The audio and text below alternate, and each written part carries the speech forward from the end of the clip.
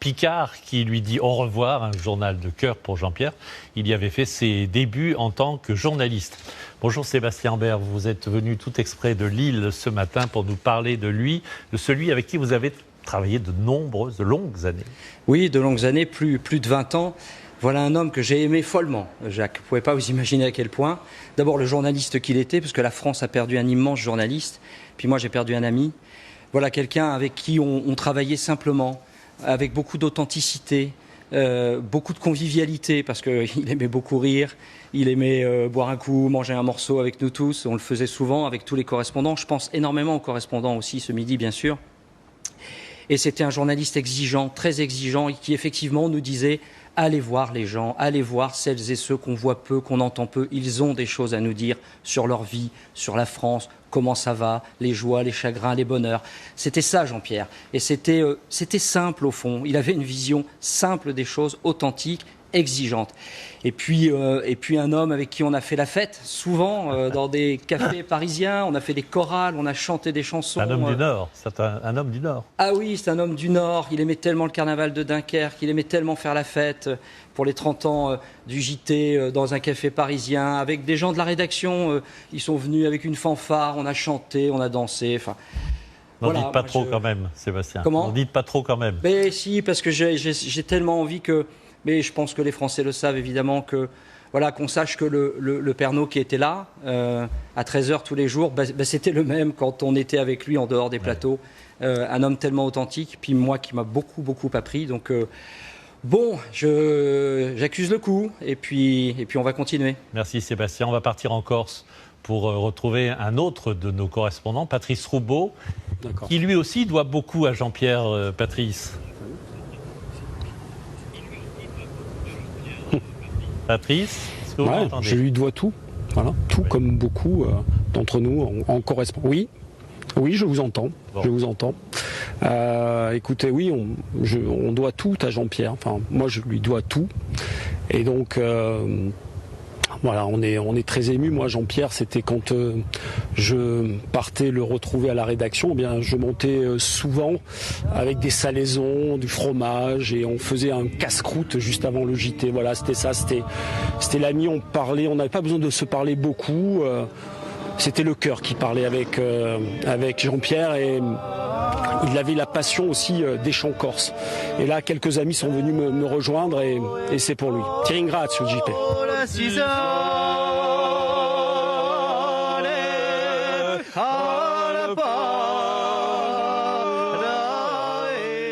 Merci Patrice, merci aux chanteurs corses. Et les correspondants de TF1 sont nombreux partout en France à vouloir parler de lui, de Jean-Pierre ce matin, partager avec vous une anecdote, une histoire qui leur rappelle un bon moment à ses côtés. On les écoute dans ce sujet réalisé par Laura Hadda et Frédéric Joffre. On a choisi d'aller dans toutes les régions, tous les jours, sans exception, des correspondants sollicités. Actualité, Guillaume Frisson, bonjour, vous êtes notre correspondant là-bas. Qu'est-ce qui est important ? Avec toujours la même énergie. Albi, dans le Tarn, devant la cathédrale Sainte-Cécile, enfin juste à côté, avec notre correspondant Pascal Michel. Pour moi, Jean-Pierre, c'est la fidélité à tous ces événements qui font l'identité d'une région. Le carnaval de Limoux, par exemple. Écoutez, eh bien, ce carnaval de Limoux, Jean-Pierre m'a dit un jour, on l'a fait 20 fois, eh bien, on le fera une 21e fois. Vous êtes en direct, Céline Blancpain, à Saint-Martin, en haut, et on vous voit avec votre joli bonnet. La neige commence à tomber et les chasse-neige sont prêts. Dans les Bouches-du-Rhône, avec notre correspondante Pauline Lefrançois. Bonjour Pauline, qu'est-ce que les gens retiennent de l'actualité ? Pour moi, Jean-Pierre, en dehors des contacts directs qu'on peut avoir chaque jour au téléphone, ce sont surtout ses visites en Lorraine, très nombreuses, qui m'ont marqué. Il était aussi à l'aise le matin avec des étudiants, à midi avec des commerçants, ou le soir dans un théâtre. Il aimait rencontrer les gens, il aimait rencontrer son public, il écoutait ce que le public disait, et surtout, il n'oubliait jamais une idée de reportage, et nous, les correspondants, on n'avait pas intérêt à l'oublier non plus. Surtout chez lui en Picardie, où son impartialité était mise à rude épreuve. Devant la plus belle cathédrale du monde. Amiens, bonjour Marion Fiat, qu'est-ce qui intéresse les gens à Amiens ce matin ? Alors merci Guillaume, vive la Normandie. Et on vous retrouvera... Le sens de l'info. Jean-Pierre, c'était aussi un chef de famille, celle de ses correspondants. Tu savais vraiment soutenir tes troupes, tes journalistes, les correspondants de Pernod sur le terrain. Et je suis vraiment là pour témoigner de la force de ton soutien, de ton appui dans les moments durs. Je n'oublierai jamais. Il faut que je résume 30 ans en 30 secondes.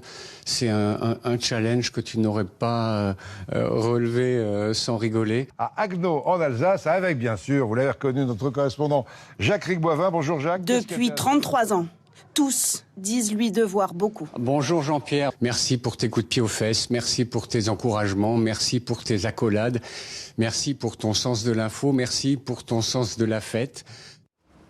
Et cette grande objectivité avec la Picardie, ça on s'en doute. Ce réseau de correspondants auquel il tenait tant, Jean-Pierre l'avait imaginé à son arrivée au 13h en février 1988. Au fil des ans, un lien fort et particulier s'était créé entre eux. Olivier Santiki revient pour nous sur toute cette époque.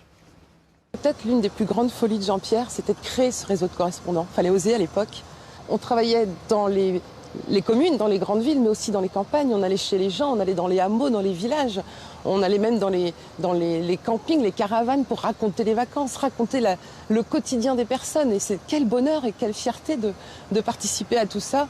Et merci pour tout ce qu'il a fait pour nous. Et puis, je crois qu'il a toujours été le père de famille, en fait, Jean-Pierre. Je me souviens de l'un de mes premiers reportages pour Jean-Pierre Pernaut, c'était sur le poulet de Bresse. Et là, Jean-Pierre m'appelle et il me dit, écoute, ça faisait 10 ans qu'on n'avait pas vu de poulet à la télévision.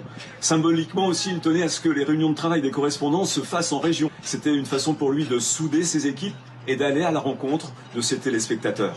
Voilà, en tout cas, aujourd'hui, on est tous bouleversés. On était les premiers quasiment à faire ça et on avait un plaisir fou à être à l'antenne quand même. Il fallait qu'on soit à l'antenne. Et tous les matins, ça pétait, ça y allait fort, fort, fort. Et il a tenu pendant 30 ans, il a fait ça. Et c'était notre carburant pour aller sur le terrain. C'était une véritable famille. Les rapports étaient tellement étroits que j'étais devenu son ami au fil des années. Et je me rappelle que lorsqu'il s'est marié, il m'a appelé un soir en me disant « J'ai un service à te demander ». J'ai dit « Oui, c'est lequel ?» Il me dit « Je vais me marier et j'aimerais que tu sois mon témoin de mariage ». Et là, je suis tombé de la chaise parce que je ne m'y attendais pas du tout. Et en même temps, j'ai été très ému. J'ai même pleuré. Tu nous as rendus fiers d'être des correspondants en région. Tu nous réunissais, tu nous encourageais. Le foie gras, mais aussi AZF. La truffe, mais aussi les inondations. L'actualité au quotidien, des images, des témoignages, toujours. C'est ton héritage aujourd'hui. Salut mon Jean-Pierre. Vous les avez tous connus, Christine Chapelle, tous.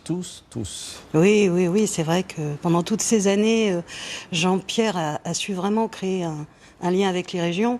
Il avait clairement identifié en fait qui était son public. Qui regardait le journal à 13h, c'était les gens qui rentraient manger chez eux, donc c'était les retraités, les mères au foyer et les gens qui travaillaient dans des petites communes ou dans des campagnes parce que eux avaient le temps de rentrer manger chez eux, ce qui n'était pas le cas des Parisiens. Donc il a tout de suite identifié son public et il a réussi à donner cette direction. Moi j'étais là le jour où il a fait son premier JT. Alors moi j'étais petite journaliste débutante et il y avait tous les grands reporters qui regardaient tout ça très méprisant en disant ça tiendra pas 15 jours. Ça ne marchera jamais, mais enfin, ça fait 33 ans que ça marche quand même. Voilà, il a trouvé la bonne formule, il a trouvé ce qu'il fallait faire.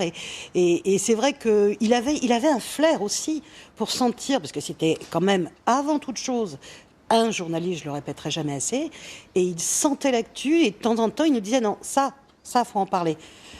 Il avait le flair de l'actualité. Alors justement, il aura, Jean-Pierre, marqué l'histoire de TF1, mais aussi de la télévision, parce qu'avant lui, aucun présentateur n'était resté aussi longtemps à la tête d'un JT. Quand à 38 ans, il avait pris les commandes du 13h, son objectif, c'était de changer les codes, justement, un style qu'il a su imposer sur le fond et aussi la forme et dans la durée, souvent copié, jamais égalé, comme on dit. Christine Chapelle, justement, Michel Izard et Bertrand Lachat. Lorsqu'il présente son